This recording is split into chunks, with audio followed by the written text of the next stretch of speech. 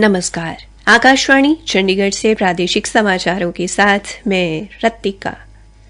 Electronic passport इस वर्ष के अंत तक या अगले साल की शुरुआत में जारी किए जाएंगे।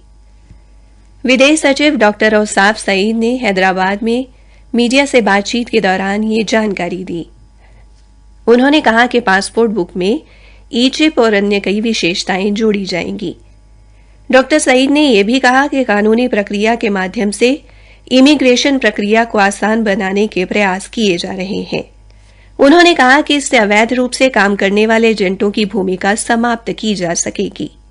इमिग्रेशन प्रक्रियाओं का जिक्र करते हुए डॉक्टर सईद ने कहा कि प्रवासन एवं गतिशीलता समझौतों पर हस्ताक्षर करने के लिए 15 और देशों की पहचान की गई है, जबकि मौजूदा समय में 12 देशों के साथ ये समझौता हो चुका है। देश में अब तक राष्ट्रव्यापी टीकाकरण अभियान के अंतर्गत 210 करोड़ 82 लाख से अधिक कोविड रोधी टीके लगाए गए हैं। केंद्रीय स्वास्थ्य मंत्रालय ने बताया कि कल 23,50,000 से अधिक लोगों को कोविड रोधी टीका लगाया गया। देश भर में इस समय 94,047 कोविड मरीज उपचाराधीन हैं। कल 13,084 मरीजों ने इस संक्रमण को मात दी। इसके साथ ही कोविड मरीजों के स्वस्थ होने की दर 98.6% हो गई है। हरियाणा के मुख्यमंत्री मनोहर लाल ने देश को वर्ष 2025 तक टीबी मुक्त करने के लक्ष्य को प्राप्त करने के लिए कॉरपोरेट कंपनियों को प्रदेश के जिलों को गोद लेने का आह्वान किया है। उन्होंने कहा कि प्रदेश के सरकारी अस्पतालों में टीबी की रोकथाम व इलाज की सेवाएं उपलब्ध रहेंगी, लेकिन बीमारी को जड़ से खत्म करने के लिए सभी हितधारकों को एकजुट होकर काम करने की जरूरत है। मुख्यमंत्री कल गुरुग्राम के मेदांता द मेडिसिटी अस्पताल में आयोजित मिशन टीबी मुक्त हरियाणा के तहत अडॉप्ट डिस्ट्रिक्ट पहल का शुभारंभ करने के बाद उपस्थित लोगों को संबोधित कर रहे थे। मुख्यमंत्री ने कृष्णामूर्ति इंडस्ट्रीज द्वारा कॉरपोरेट सामाजिक जिम्मेदारी के तहत उपलब्ध कराए गए 2 मोबाइल क्लिनिक को हरी झंडी दिखाकर रवाना किया। इस वैन में पोर्टेबल एक्सरे मशीन सहित मेडिकल परीक्षण की कई सुविधाएं उपलब्ध हैं।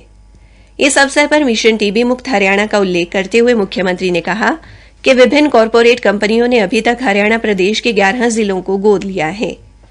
इनमें यमुनानगर और करनाल जिलों को राइट्स कंपनी, पानीपत को Indian oil corporation limited, Sonipat को हिंदुस्तान लीवर, हिसार को जिंदल ने, मेवात को आरजे कॉर्प लिमिटेड, फरीदाबाद को एस्कॉर्ट कंपनी तथा महेंद्रगढ़ व रेवाड़ी को हीरो मोटोकॉर्प ने गोद लिया है। आज मैनकाइंड फार्मास्यूटिकल कंपनी ने भी प्रदेश के 2 जिले पलवल और झज्जर को गोद लेने पर सहमति जताई है। उन्होंने कहा कि अब प्रदेश के 9 जिले शेष रहते हैं, जिनमें सिरसा, फतेहाबाद, जींद, अंबाला, पंचकुला, रोहतक, कुरुक्षेत्र, चरखी दादरी व भिवानी शामिल हैं। उन्होंने कॉरपोरेट घरानों से अपील की है कि इन जिलों को भी गोद लेकर इनको टीबी मुक्त करने का अभियान चलाएं। जिला परिषद जींद के मुख्य कार्यकारी अधिकारी अमित कुमार ने जिले में जल शक्ति अभियान की समीक्षा के बाद संबंधित विभागों के अधिकारियों को निर्धारित लक्ष्य प्राप्त करने के लिए आवश्यक दिशा निर्देश दिए हैं। कल जल शक्ति अभियान से जुड़े विभागों के अधिकारियों की बैठक लेने के बाद उन्होंने बताया कि जल शक्ति अभियान केंद्र सरकार की एक महत्वाकांक्षी योजना है। इस अभियान के तहत जल संरक्षण और वर्षा जल संचयन, पारंपरिक और अन्य जल निकायों का नवीनीकरण, पानी का पुनः उपयोग और संरचनाओं का पुनर्भरण, वाटरशेड विकास तथा पौधारोपण आदि के कार्य किए जाएंगे। उन्होंने अधिकारियों को इस अभियान के तहत किए जाने वाले कार्यों को प्रतिदिन पोर्टल पर अपलोड करने के निर्देश भी दिए। पानीपत पुलिस ने 9 किलो 500 ग्राम गांजा पत्ती सहित 2 व्यक्तियों को गिरफ्तार किया है। आरोपियों की पहचान समालखा निवासी स्वतंत्र और पवन के तौर पर हुई है। नशा विरोधी प्रकोष्ठ के प्रभारी संदीप ने बताया कि थाना समालखा में मुकदमा दर्ज कर आरोपियों को न्यायालय में पेश कर जेल भेज दिया गया है। कैथल में अटल भूजल योजना के तहत आज ग्राम पंचायत स्तर पर तैयारी की गई जल सुरक्षा योजना का भौतिक सत्यापन किया गया। राष्ट्रीय कार्यक्रम प्रबंधन इकाई से पहुंचे अधिकारी सीबी शुक्ला ने इसके लिए गांव मस्तगढ़ का दौरा किया। इसी के साथ प्रादेशिक समाचार समाप्त हुए।